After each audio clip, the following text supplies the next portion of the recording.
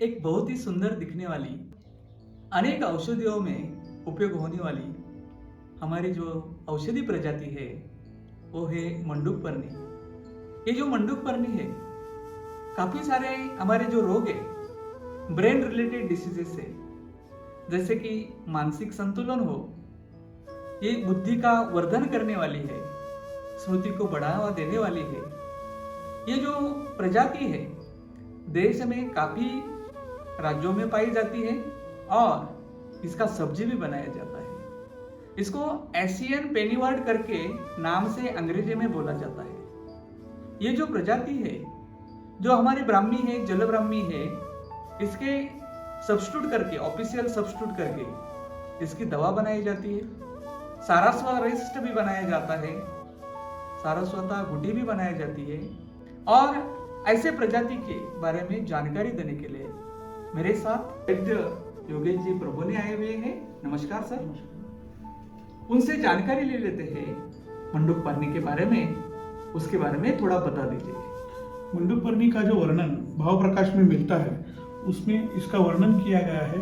मंडूकपर्णी मंडूकी त्वाष्ट्री दिव्या महाऔषधि, इस प्रकार इसका वर्णन किया गया है। इसका जो रस है वो तिक्त रस है, यानी थोड़ा सा कड़वा रस है, और ये मधुर प्राधान्य रस है। और इसके अलावा इसका जो परिणमन होता है, यानी विपाक जो होता है, ये मधुर विपाकी होती है।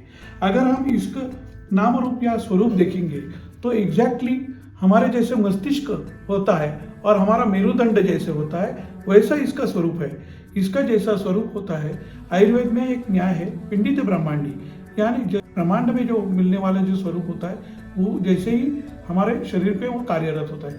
इसका ये स्वरूप के कारण और इसके गुणों के कारण ये मेध्य है, स्मृतिवर्धक है, और आयुर्वेद में इसका उपयोग ब्राह्मी घृत या ब्राह्मी तेल बनाने के लिए ब्राह्मी के पर्याय में इसका उपयोग किया जाता है। जहाँ पे जमीन पानी पकड़ती है, ऐसे जमीन में ये मंडूकपर्णी पाई जाती है। अगर हम घरों में, बंगलों में जैसे हम लॉन लगाते हैं, बहुत ही सुंदर दिखने वाला इसका लॉन जैसे बन जाता है, पेड़ों में इसका लगाया जाता है और इसको ये बहुत ही जल्दी फैलने वाली है। हम यहाँ पे देखते हैं कि इसके जो शकर से जो आ जाते हैं और इससे फैल जाते हैं। इससे इसका यहाँ पे मैं रोप दिखा रहा हूँ, ये रोप से इसका लागत किया जाता है। जैसे मैंने ब्राह्मी का जल ब्राह्मी जैसे लगाई जाती है, उसका कटिंग लगाया जाता है, लेकिन इसका रोप, उसका कटिंग जहाँ पे नोड होते हैं वहां पे उसका मूल आ जाता है और दो साइड से कटिंग करके हम इसका लागत कर सकते हैं, इसका कृषिकरण कर सकते हैं, खेती कर सकते हैं। जहाँ पे खेती करना है, मिट्टी में हमें पानी होना जरूरी होता है। ऐसे जमीन में इसको पकड़ के जैसे हम प्याज लगाते हैं ऐसा लगाना है, पानी देना है। और हमारे जो गुड एग्रीकल्चरल प्रैक्टिसेस है उसमें हमें खाद ऐसे देने हैं जिसमें ऑर्गेनिक कार्बन ज्यादा हो और जो प्लांट का पोषण करने वाले तत्व है वो हमें वहां पे उसमें डालने हैं। पंचगव्य उसमें डालने हैं। ट्राइकोडर्मा का इस्तेमाल हम जब उसका खेती करते हैं, अगर उसमें डालते हैं तो इसमें जो कंपाउंड पाए जाते हैं, जैसे ब्राह्मी में बैकोसाइड पाया जाता है, वैसे यहाँ पे काफी सारे जो कंपाउंड्स है, जैसे कि बैकोइन पाया जाता है, सेंटासाइड पाया जाता है, हर्पेस्टिन भी पाया जाता है।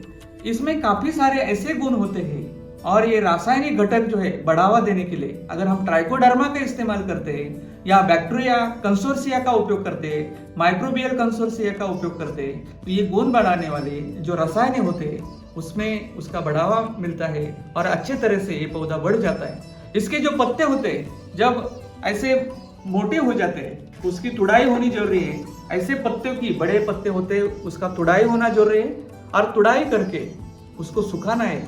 इसका फ्रेश भी उसका उपयोग होता है, ताजा भी पत्ते औषधि के लिए उपयोग में लाए जाते हैं और सूखे पत्ते भी औषधि के लिए उपयोग में लाए जाते हैं। तो हम दोनों तरह से, अगर उसकी मांग है तो हम जो फ्रेश है, जो ताजे पत्ते हैं, उसकी तुड़ाई करके डायरेक्ट कंपनी को दे सकते हैं, या उसको अगर हमें नहीं बेचना है, सुखाना है, तो हम उसको ड्रायर में या हम सन ड्राई धूप में भी उसको ड्राई कर सकते हैं। लेकिन ड्राई अच्छा करने से उसके ऊपर फफूंद नहीं आते, कीड़ नहीं आते और हम भंडारण भी 6 महीने तक उसका कर सकते हैं। इसलिए भंडारण करने के बाद हम औषधि कंपनी को दे सकते हैं। ये जो औषधि पौधा है मंडूकपर्णी, मंडूक पर्णी के काफी औषधि बनते हैं आयुर्वेदा में, उसके बारे में जानकारी हम डॉक्टर से ले लेते हैं। ये जो है मंडूक पर्णी जो है, मंडूक पर्णी में जो कार्यकारी तत्व जो बताए गए हैं वो केमिकल कार्यकारी तत्व जो है वो ब्राह्मी से काफ़ी मिलते जुलते हैं। इसी के कारण ये मेद्य है। और आयुर्वेद में ब्राह्मी तेल या ब्राह्मी घृत में ब्राह्मी का पर्याय के स्वरूप में इसका उपयोग किया जाता है। आयुर्वेद में जहाँ दक्षिण भारत में इसका उपयोग स्मृति सागर रस या सारस्वतारिष्ट, इसके लिए ब्राह्मी के पर्याय में मंडूक पर्णी का उपयोग किया जाता है। स्मृति वर्धक हमारी मंडूक पर्णी, मानसिक संतुलन ठीक करने वाली मंडूक पर्णी, बुद्धि को बढ़ावा देने वाली मंडूक पर्णी, हमारे जो अलग अलग संतुलन है, संतुलन को ठीक करने वाली मंडूक पर्णी, इसका जरूर हम इस्तेमाल करें। उससे जो बनाई जाती है दवाई सारस्वरिष्ट, अगर मानसिक संतुलन ठीक रखना है तो सारस्वरिष्ट लेना जरूरी है। अगर हमें हमारा बुद्धि बढ़ाना है तो हम सारस्वरिष्ट ग्रैन्यूल भी ले सकते हैं, उसकी वटी भी ले सकते हैं। अगर हमारे बालों को अच्छा रखना है तो ब्राह्मी का तेल का इस्तेमाल हमें करना जरूरी है। अगर हमें हमारा संचारण, रक्त संचारण अच्छा करना है तो इसके तेल का मालिश हम करते हैं, चाहे वो मस्तिष्क हो चाहे हमारा बॉडी हो, अगर उसके ऊपर हम इसका मालिश करते हैं तो रक्त संक्रमण अच्छा होता है।